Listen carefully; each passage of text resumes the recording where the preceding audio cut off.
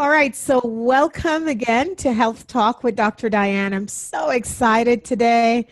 My guest today is Pastor Terry.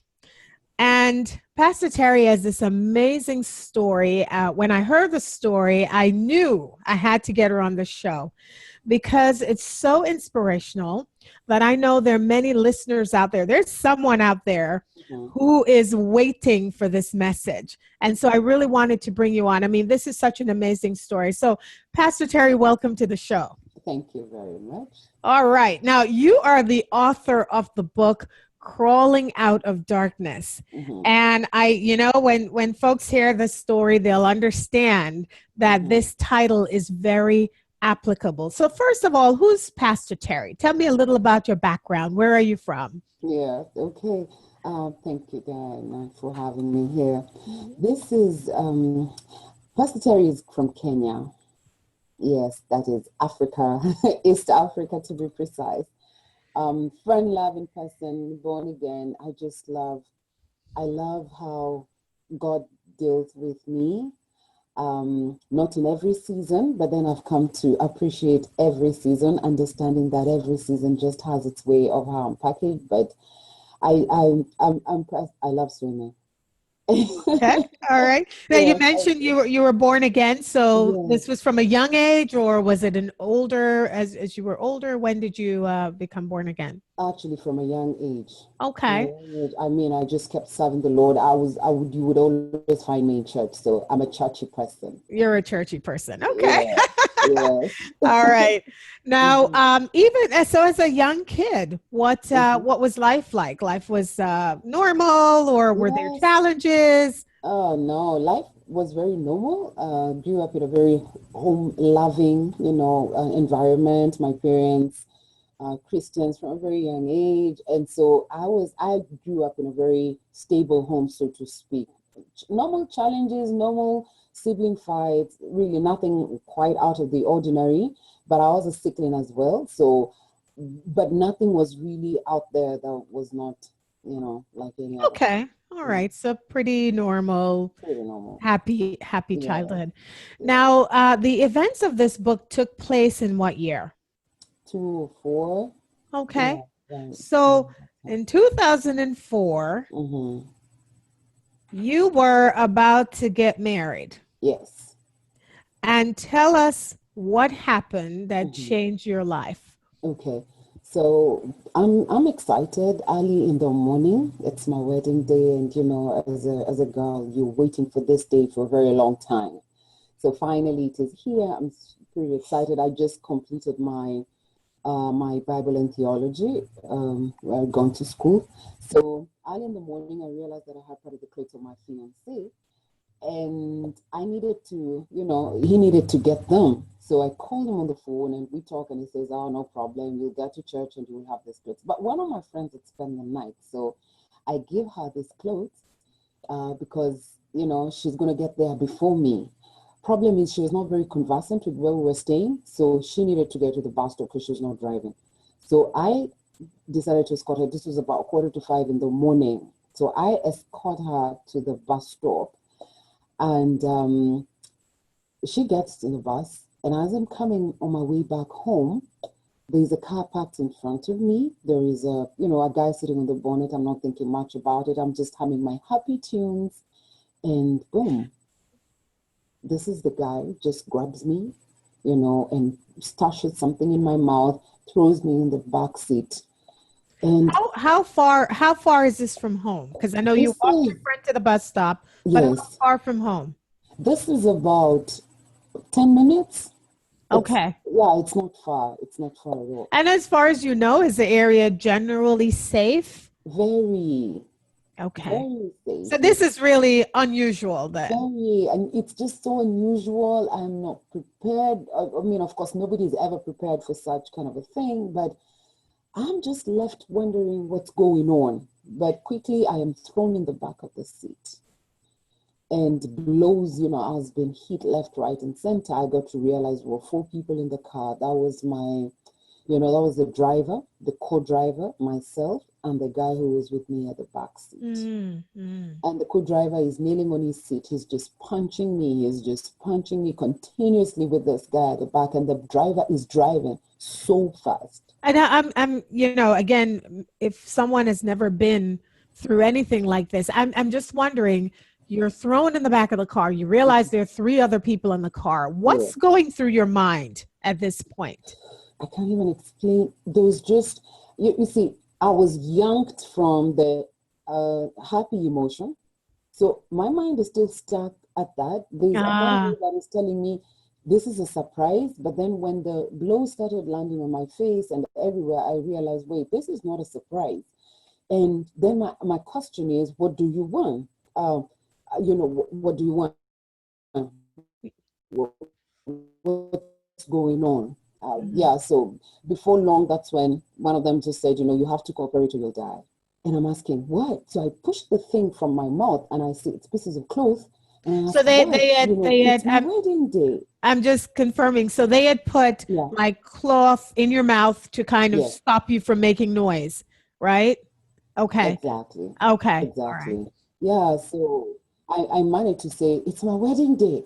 And one of them just laughed really loud and said, "Come to our wedding day," and put the cloth back in my mouth. And that's when they start, you know, they say, you have to cooperate or you die. You have to cooperate or you die. And they pull a knife wearing a pair of pants. So they pull it out and the fast man, you know, just rips me.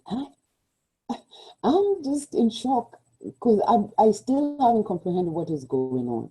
When he is done, the co-driver comes and he as well does the same thing, you know, just goes in.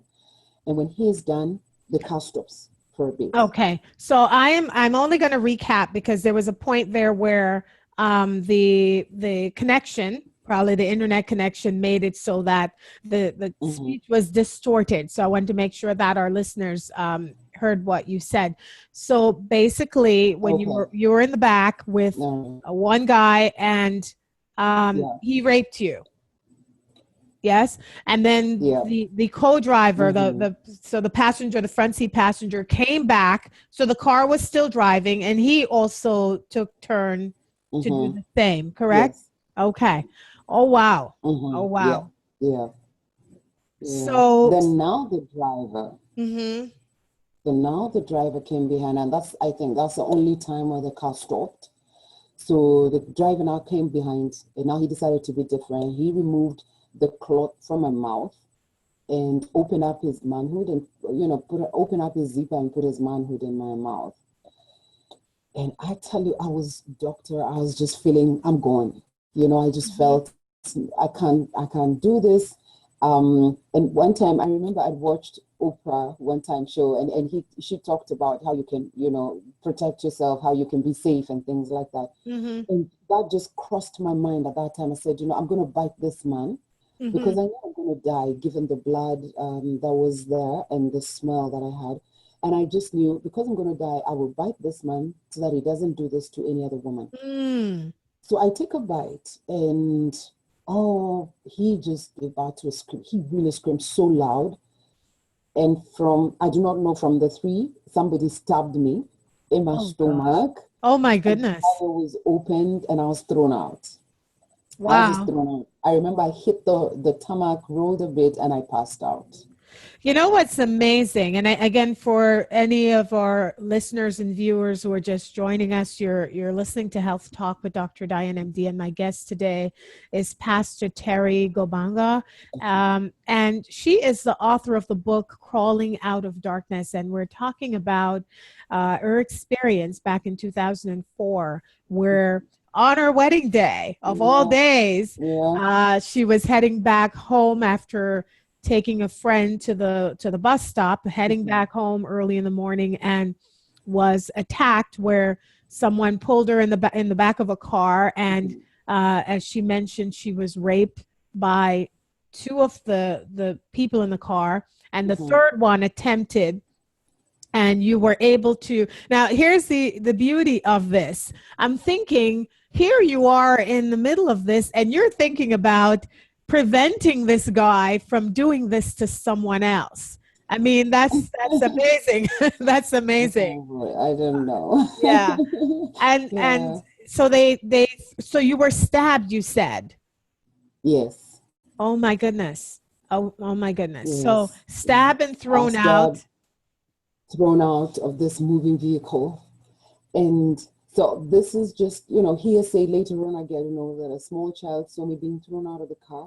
Mm-hmm. And she's the one who actually went on to call the grandmother. She was staying with the grandmother, and the grandmother came and started screaming.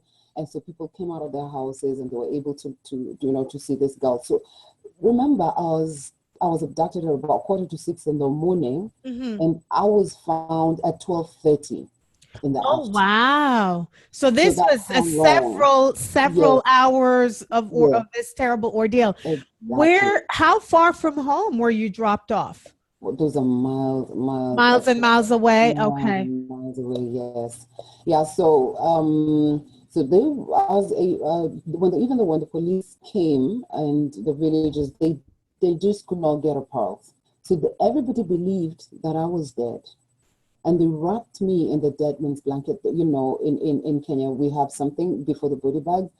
We have, you get wrapped in sort of a blanket, and then they put you in the back of the car as they're taking you to the mortuary. But here is Terry. I cough because I'm alive, and one of the policemen say, "Hey, she's alive." What? So they chain now. They're going to the the national hospital, which is So Kenya instead of the Hospital. mortuary, they're taking you Yes, now to the hospital. I'm exactly. curious, did at any point Hmm. while all of this was going on, after you were dropped off and they were trying to figure out what to do with you, where to take you, were Yeah. you aware of any of this? Was it something like you were aware but you couldn't respond, or were you not aware of what was going on? No, I wasn't aware. What I remember though, I know I just heard people screaming, and I do not know at what point. Okay. So yeah, I can't really tell at what point that happened. Okay. So Yes. now you are, instead of going to the mortuary, thank goodness, because Hmm. you're not dead, Yes. as they Yes. thought. You're Yes. being taken. We're chuckling about it right now, but my God, Hmm. this is really. Yeah. Can you imagine? Hmm. Oh So now we're going to the hospital. yeah. Hmm. And so now you're at the hospital, and what's going on? So now I'm at the hospital, and they look at me. And I hear, I was a mess. I was just screaming, and especially whenever I would hear a male voice, a man's Of voice, course, the I trauma. would be screaming everywhere. Yeah. And the hospital managed to trace the church where I was supposed to get married to, which is really a miracle. And they get to this church. This is All Saints Cathedral back in Kenya. They Mm-hmm. get to this church and they get the reverend there, and they ask, "Are you missing a bride?" Remember, people in church, they've had to pull down my decor to give room for the second wedding, which was coming in, because now the bride is missing. Nobody knows where the bride is. So they have, What were they thinking? Because I mean, I'm thinking about that now. mhm, If you're at a church waiting for the bride to show up yes, and the bride doesn't show up, yes. I mean, what were they thinking? People thought, well, cold feet, maybe I changed my mind. Those who did not know that my fiance was inside waiting for me thought maybe we eloped. I mean, there were Ah, all sorts of um, accusations, allegations. People just did not understand what was happening. Back at home, everybody was just so scared. Celebrations had died down. People were sent out. Could you go look for her? My friend Judy right. was in a lot of trouble. Where is she? You were the one who left with her. Where did you take her? Mm, Everybody was just at her. And yeah. I felt really sad for her later on, of course, because at that time I did not know much. But yeah, so when he gets to church and they say, "Could you come?" And the reverend goes to the hospital and is able to say, "Hey, this is Terry." Goes back to church, picks my fiance, they call back home. So everybody meets at the hospital. And problem is the member of our fourth estate was also present. I do not know Mhm. how that leaked to them, but the media was also there to take my story. And I Mm. want to tell you, Dr. Dan, I felt so bad. you know, when you're so down, the last thing you want is for people to publicize Mm-hmm. what has happened to you. Mm-hmm. And I felt really, really broken at that time, you know, for my story to be out there, because at night I was part of the news, the bride who was raped. In the morning, I was in the newspaper, the bride who was raped, and I felt, God, where are you? I'm curious about this because in some cultures, Hmm. when rape occurs, they even will look at the woman, the Hmm. victim, and will blame them. Yeah. Did you experience that, or was it entirely a supportive thing for you?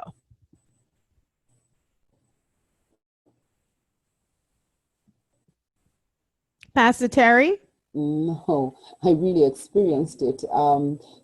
The question was, hello? Yes, I'm here. So the question Okay. was, in some cultures with rape, they do blame the victim, the woman. So during Yeah, that sure. time, did you experience any kind of blaming, or was people just simply supportive of you? No, I did receive quite a bit of support from my family, but oh, the question was, why did you go?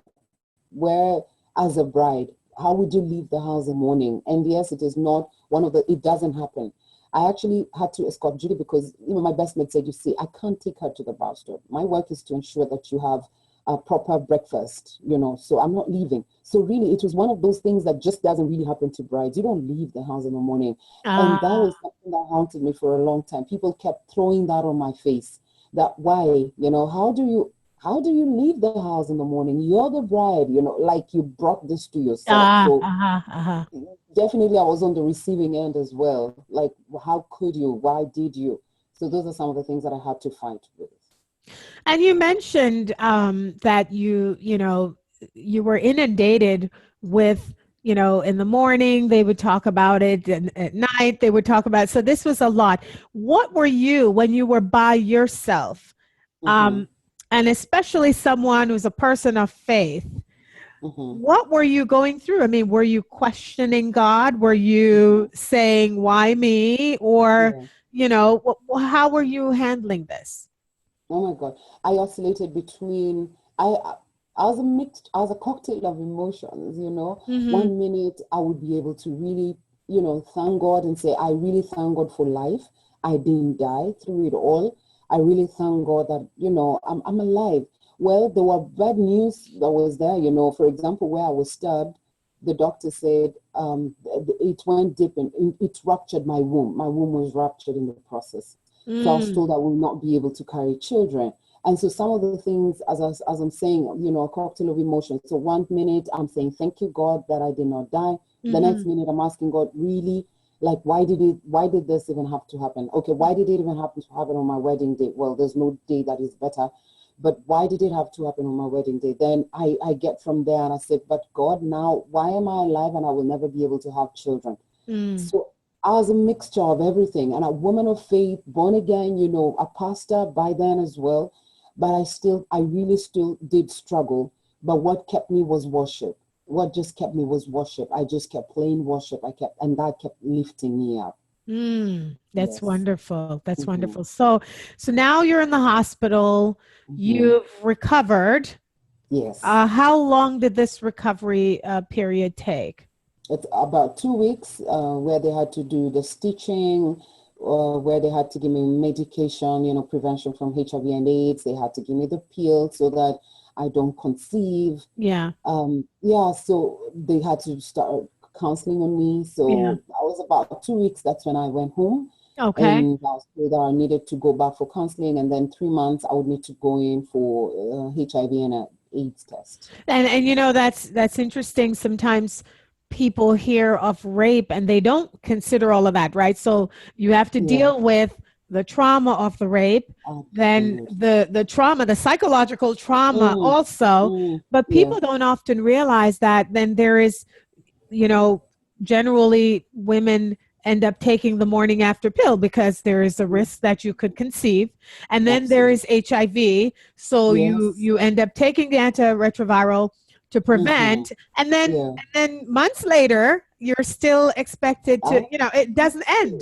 It doesn't It end. doesn't end. And Right. so it's more or less like a constant reminder that, hey, this is what happened to you. So you Yeah. try to, and of course, don't forget the police aspect of it, because they're also trying to get evidence. Who Yes. did this? So they kept calling me to the police station. Could you try and put a lineup, and is it any one of this man? And at one point I told them, listen, I can't do this anymore.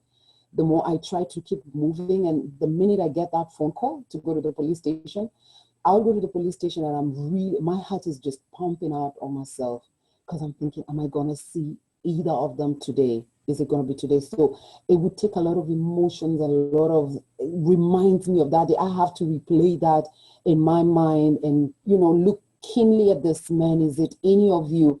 At one point I told them, I can't do this. I can't do this. So I stopped the legal bit of it. I said, you know what, God is going to take care of this. So they never caught these guys? They never did. Oh boy. So Oh we do boy. not know if it was planned, if it wasn't planned. Was I at the right place at the wrong time, or wrong place at the right time? Was there any thought that it could have been planned? Did that actually go through anyone's mind that perhaps this was planned? Oh my God, it went through a lot of people's mind. They blamed Okay. everybody. They blamed especially Judy, my friend that I escorted. They blamed Oh, okay. always for everything. Are you sure you did not plan this? Are you sure you're not jealous of her? Are you sure? Are you sure? So there was a lot of that. Okay. Okay. How is Yes. Judy today? She's fine. Okay. Oh, Okay. she's fine. I thank God for restoring our relationship, because at one Uh-huh. point we drifted with everything that everybody was talking about. But I came out to defend her strongly. Okay. I, Okay. yeah, All right. All right. yeah. So now you've been released from the hospital. One of the things you mentioned is that you did have some counseling, which I think Mm-hmm. is good. Um, Yes. but tell me, your husband now, Mm-hmm. he was he was supposed to be your husband, and Yes. all of this happened. Mm-hmm. So how did he take it, and where did things go from there with your relationship? My husband today? No, no, the Not then. gentleman you were supposed to No. marry back He was amazing. then. Mm-hmm. Um, he was super supportive. Uh-huh. He wanted to marry me regardless. He actually came with my wedding gown on that very day Oh and wow. wanted to marry me. Yes, he was such a gentleman. And, we just went on, like, he was with me every counseling session, unless he was asked to step out. He was there all through, and Mm. he kept telling me, I want to marry you, I want to marry you. And I kept telling him, just wait, because I was in a state, my mind was not functioning very well. I needed to understand, I needed to get what was happening to me. I needed God. I felt there was a need for God to explain why he allowed this to happen to me. So I was not in a very good space. So I told Mm-hmm. him, just wait, just wait. So up until when we got to 6 months, and it was really confirmed that I was negative. I was very ignorant about HIV and AIDS then. Mm-hmm. Once it was confirmed that I was negative, I was very excited, and I told him, now we can get married. Okay. Okay. Yeah, so we started organizing for what I call my second wedding. Okay. And so Yeah, you guys did actually get married. we actually did get married. God gave us a free wedding, totally free wedding. The media that took my story and put it out there, somebody read my story Uh-huh. and got in touch and said, hey, I want to help. A lady called Veep said, I want to help. I want to give you a free wedding. And so I Uh-huh. was given a free wedding. That Oh, what God that's did. wonderful. Yeah, yeah. So Wonderful. we did get married. Went for honeymoon, came back. That was 29 days later. We came back, and we were staying at a very, very cold place. Uh-huh. And my husband thought, hey, I want to make sure that you're warm. I don't want my bride to be cold even one more Uh-huh. time. So he went and bought a charcoal burner. Okay. Yeah, so that's what we had in our bedroom. It was making the room warm and nice. Mm-hmm. But when we went to the bedroom, he actually removed it outside, so that we are okay in the night. But it was a very, very cold night still. In as much as the room was warm, I was Mm-hmm. still very cold. And I remember telling him this. So what happened after that was, I think I just passed out. coming to. I would call him. At times he would respond, at times he would not respond. None of us knew what was going on at the time. We just could not understand why. We didn't have the strength to stand up, but we were talking. I remember telling him, "Oh my, we need to pray," and we were praying. Nothing was happening. Kept saying, "We need." I told him, "You need to say we shall live and not die in Jesus' name," and he kept saying that, and I kept saying that. He couldn't say that. He kept saying Jesus, Jesus. Then I passed out. The next time I woke up, I pushed myself out of the bed. I fell down. I threw up. Interesting enough, when I threw up, I got some strength to crawl. Mm-hmm. So I crawled, switched on the light, went to his side of the bed. He was sleeping, picked the phone, called my best maid, who was actually upstairs. We were staying in an apartment, so she was upstairs in the next floor. And she told me, "I've heard you guys calling. I know the thieves have called the police." I said, "No, there are no police. Something is very wrong. My husband is not even responding." The money to come downstairs, broke the door, crawled, opened the last latch on the door. They came in. The next time I woke up, I was in hospital. Now, again, Again. if all that happened to you was what happened the first time, it in itself would be enough for a lifetime, right? Many people Yes. don't go through any of that one thing. Yes. And then here you Yes. go. You're now on your way. Now things have turned a corner, right? You've come out of the hospital. You know that you're not HIV positive. Things are looking good. The man that was supposed to marry you decided he still wanted to marry you, which is wonderful. I mean, there are relationships that have broken up when something like this happened, right? But he's stuck by you. You guys got married, got a free wedding, right? Yes. Yes. So it's looking up. And now this. So as you said, you're staying at a place. It was cold, and he got this coal burner, which I'm from the Caribbean, so we're very familiar with this, right? So that was to warm up the place, and then but you noticed that both of you were feeling dizzy and weak and tired. Did anything occur to you as to what may be going on? Oh no, not at all. We just because if there was anything, then we shouldn't be talking to each other. But we were able to converse. But you were just feeling weak and tired. Absolutely, and very cold. I just remember it was just too cold, and why we needed to stand was just to get another duvet to add on to what we have. And that's when we realized, wait, we can't stand. So something is wrong. So we were praying. What's a duvet? What's a duvet? Cover, like like a blanket. Yes, So you wanted another blanket, but you couldn't stand up to get it. We couldn't stand to get it. And we were shouting. We were screaming because the watchman's house was, the guard's house was pretty close to where we're staying, the guard of that house. But he didn't come either. So So this was what your friends heard you screaming and thought maybe there were thugs there. Absolutely. Okay. And they called the police. Okay. But then they didn't show up at the right time because I heard they came when we were already in hospital. Okay. So I found myself in hospital.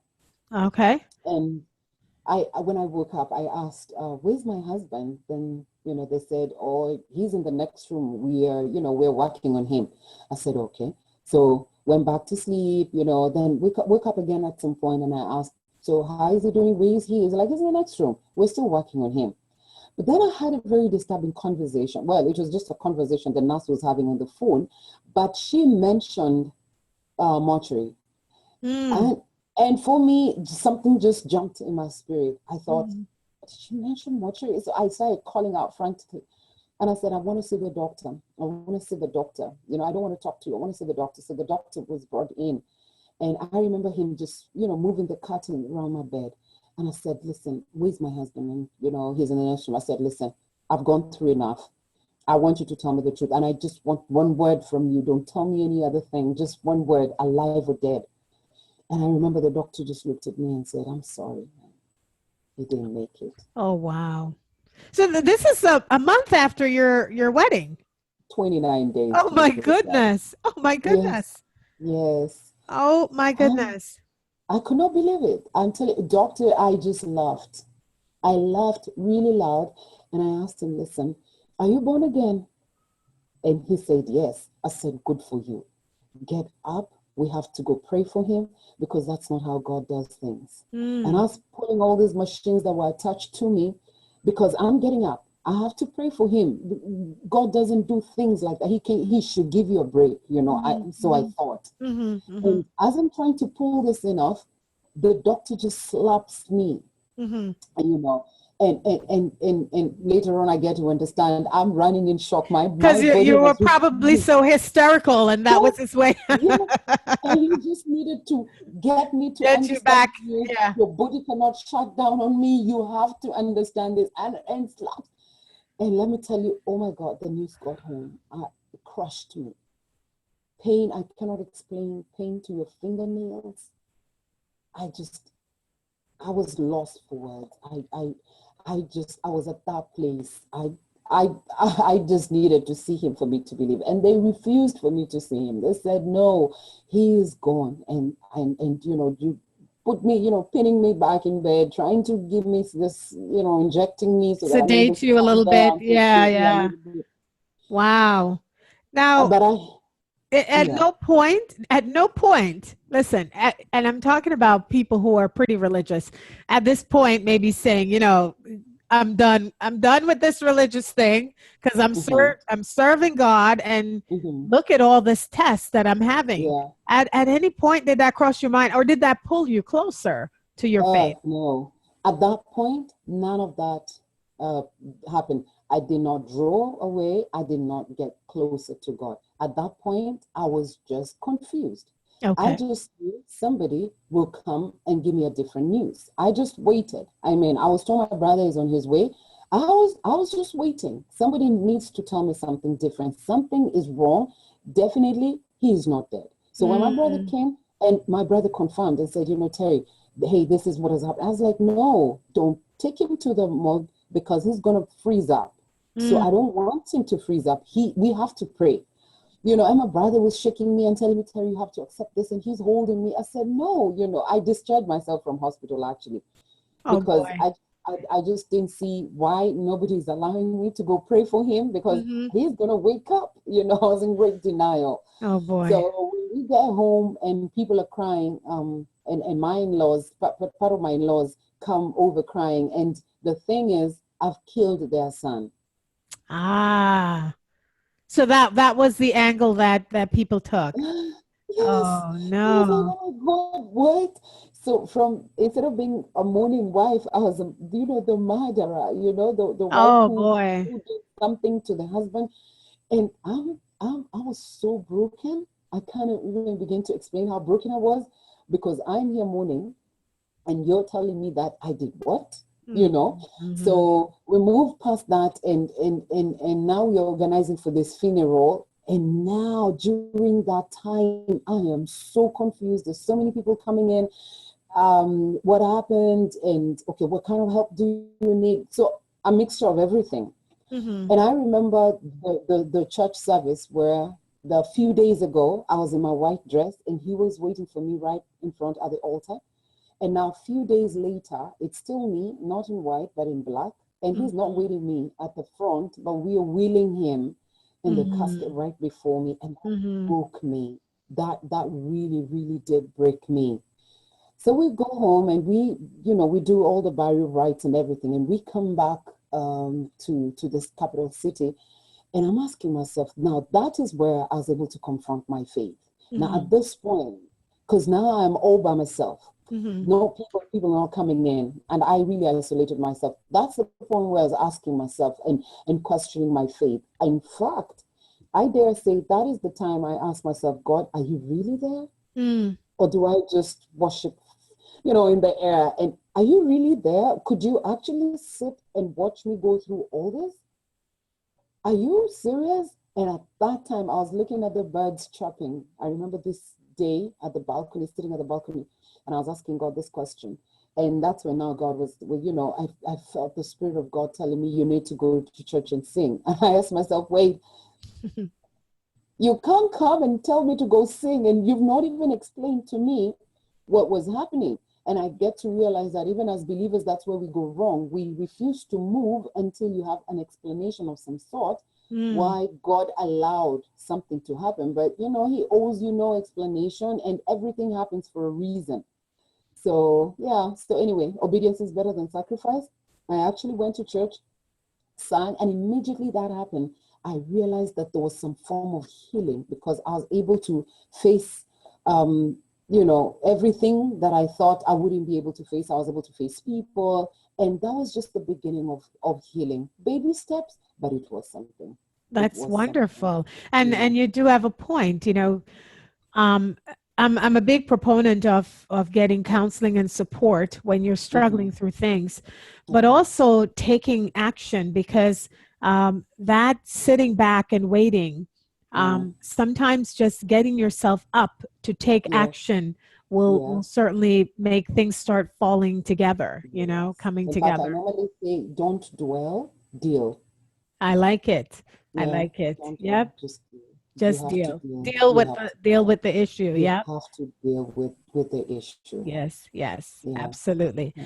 Now, and again, for our listeners who are just joining us, I'm having this amazing conversation with Pastor Terry Gobanga. Her book is called Crawling Out of Darkness. And my goodness, you've been through so much, much more than many people, enough for many lifetimes. Okay. Right. So tell Yeah. me that now, Mm-hmm. after this, after Mm-hmm. having gone through rape, having Mm-hmm. gone through, and you were stabbed, right? Mm-hmm. Yeah. Having gone through the death of your husband Yeah. in a short time after getting Yeah. married, 29 days. please tell me things turned around for you.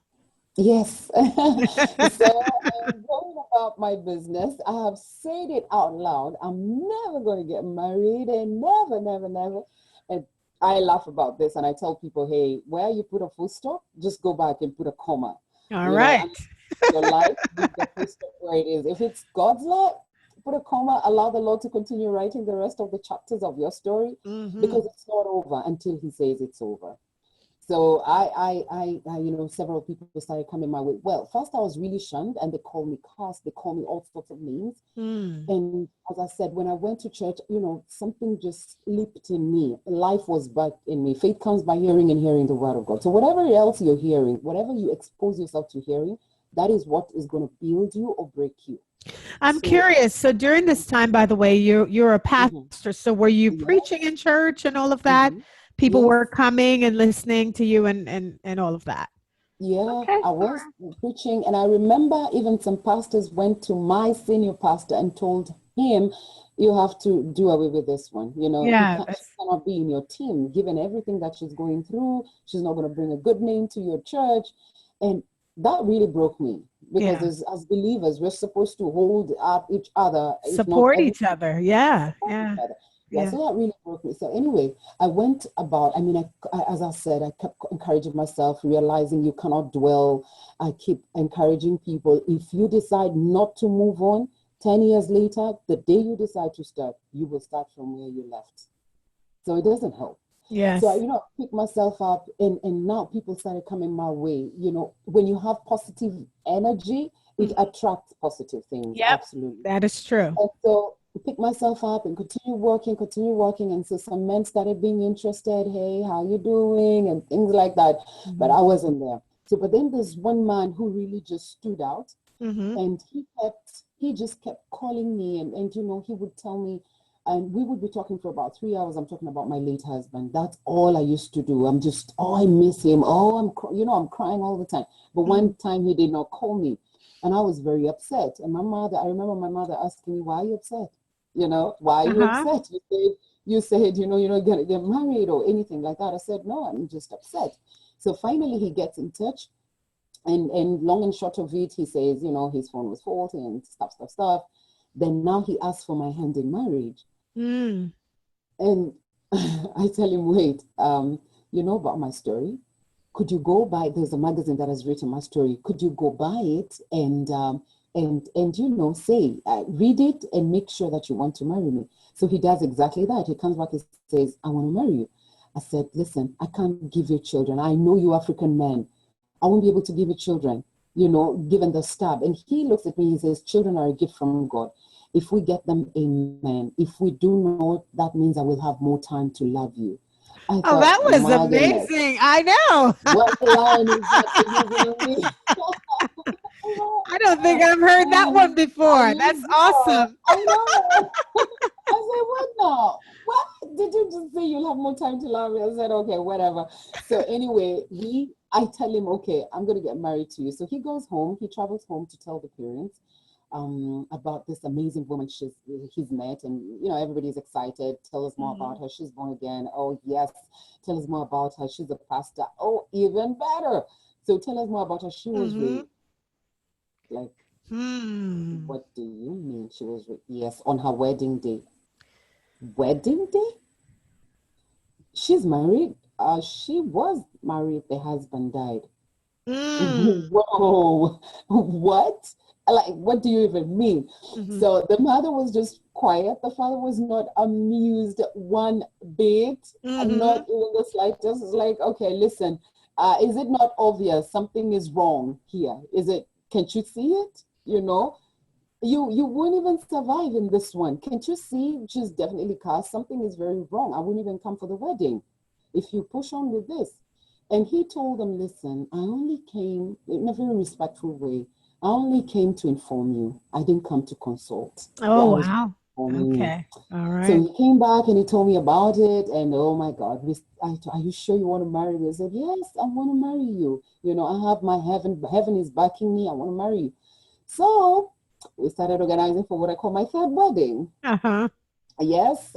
So nobody gave us a free wedding this time, but people just came, really, really supported us, and we had our wedding. Beautiful, beautiful, beautiful day. 1 year later, I get sick. I go to hospital, and they tell me you've conceived. Wow. I was elated. On top of the moon. I couldn't believe it. I went because this is totally unexpected, right? You were told this wouldn't happen. Absolutely. So I go to 2 other gynaes and they confirm that, hey, you are pregnant. Wow. I just picked my phone and you know what? I text everybody on my contact list. I just said, I'm pregnant. Some people, who are you? I'm pregnant. Like, you don't worry about who I am. I'm pregnant. I'm pregnant. That's the thing. Yeah, so it was a very tough pregnancy, I must say. But I remember 48 hours later, I was in church that Sunday. I was in my fancy dress. Wow. Yeah. And it didn't end there. You ended up having a second child. Absolutely. So now there are two. So our first one is called Tehil. Our second one is called Toda. Both of them are girls. Beautiful. Wow. Now, what an amazing story. I mean, really, I know of people who have gone through a tenth of what you've gone through, and they curl up and fold away and wither away. And you've gone through all of this, and somehow you flourish and you continue to do well. And not only that, but you are out there sharing this message, shared it in your book, Crawling Out of Darkness, sharing it with others to help empower them. So I'm curious, for someone who's out there going through their darkness, whatever it is, even if it may not be anywhere as big as yours was, the challenges you've had, what, as we wrap up this interview, what would you share with someone who's listening in, who's going through something and can't seem to find their way out? What would you tell them right now? I know that people are different seasons in their lives, but I would just want to encourage somebody out there that's why they're called seasons, because there is absolutely no one season that comes to stay. Comes and goes. But then the attitude also matters. So whenever life hits you hard, I keep reminding people, and I want to remind our viewers that, listen, you do not practice for it. It's only acrobats who practice, they practice for their art, but you did not practice for it. And so, yes, you're allowed to be hit down and hit down really hard. But what is of importance is for you to pick yourself up from that position. You cannot stay down there because you were not born to be down there. You were born to flourish. Arise and shine. It's not just arise. After you arise, you need to shine. So you're not born to be down there. Pick yourself up. And because you did not exercise for it, you don't practice for it, you're not some form of magician, you did not practice for it as a robot. So when you're down there, get up. You won't get up on your feet. Get up on your knees. Start crawling. Do anything, but make some movement towards your destiny. Crawl out of it, then finally pick yourself up and stand up. Stand up. You will not have such a straight posture, but keep going. What I'm trying to say is there is another chapter. And if it's not so good, keep turning the pages of your life. There will definitely be a chapter that you will get to and you will say, I'm glad I held on to that process, because process is so key. It's so key. It will finally add up. It will finally start to make sense. It will finally, today I look at my life and I say, listen, God, you're bringing me to this place. I'm still pastoring. The church is called Stones to Rubies Ministries, together with my husband. We are the visionaries there. And I'm working with, rape survivors. In fact, I do not call them. They come in as victims. They go to becoming survivors. You survived it all, but it's not enough for you to be a survivor. I'm encouraging people that are listening to us. It's not enough for you to be a survivor. You need to step out and be a warrior. You need to go back and minister to those who have gone through what you've gone through, because there's a reason why you survived it and you are where you are. So today I run an organization. I call it Kara Ol Murani. That's a very interesting language. It's called Ma in our community, in our country, but it basically means I am a warrior. Just get out there and pick up somebody else who is going through what they've gone through, that you've gone through. You are able to help them because they are able to understand your language. You have been there, you know what they've been through, and it will help. So go out and do something. Don't just crawl out. Instead of calling up, crawl out. Wonderful. There you have it. And as you said, one of the best ways to help yourself is actually to help someone else. You'd be surprised what it does. Yep. Exactly. Yes. That such an inspirational woman, such an inspirational story, because again, another person would have handled this very differently. So I really thank you for not only, as you said, surviving, but thriving, and then sharing and helping to empower other women. So again, thanks, Pastor Terry, and the book is called Crawling Out of Darkness. And tell us, in terms of contact, is there a website that people could contact you if they want to hear more about you, talk to you? What's your website? Yes, my website is www.terrygobanga.com. Yes, so that is Terry Gobanga. .com. Okay. Yes, and we'll make sure that information is also on my social media site, including my Facebook page, which is Dr. Diane A. Thompson / Facebook.com/Dr. Diane A. Thompson. Also, you do have some upcoming events. Let's talk about that a little bit in case people want to come check you out. All right. From the 1st to the 3rd of December, I will be in Alabama. We're having a HER conference. We're calling it HER Conference. And HER, H-E-R, Healing, Empowerment, and Restoration. That is what we are trusting God in the meeting. So that will be from the 1st to the 3rd. 1st and 3rd, it's open to everybody. On the 1st from 6 p.m., 3rd from 1 p.m. But then on the 2nd, it's just purely for the ladies. We begin from 10 a.m. all the way to 6 p.m. So 6 p.m. we're going to have a banquet, and it's free for all the ladies. So just come out all. It's going to be beautiful. We will have this at Berean Outreach Ministry. And we are just trusting God for an overflow, because we want to minister to the women, that they're able to be empowered, they're able to be healed. Because I realize that the greatest thing that you can have as a person is healing from the inside, because then it pours on the outside. So it's called HER Conference, featuring Deborah, Yet Queens. And the address is 105 Courtway, Pelham, Alabama, 35124. So that's 105 Courtway, Pelham, Alabama, 35124. So we're inviting all the women to come, especially on the 2nd, but from 1st and 3rd, the men as well are invited. Wonderful, wonderful. And Yeah. again, I'll make sure this information is shared Okay. with our listeners. And I really thank you for coming on and sharing your story, your testimony. As they Mm. say, you turned this I test think into a testimony, and out, yeah, absolutely. you're out there empowering others, and I really appreciate that. So Amen. thank you so much Amen. for sharing your story. And Thank you for having me, Dr. yeah, D. any Yeah. parting words? Crawl if you cannot do anything else, but make some destiny towards where God is calling you. Make a move towards destiny. I encourage somebody, don't fight, don't fight to run, don't fight to work. Just crawl, make that step, and you will see something great happening. It's not by might, it's not by power, but by the Holy Spirit. All right. Thank you Yeah. so much, Dr. Pastor Terry. Thank you. And to our listeners, thank you so much for listening.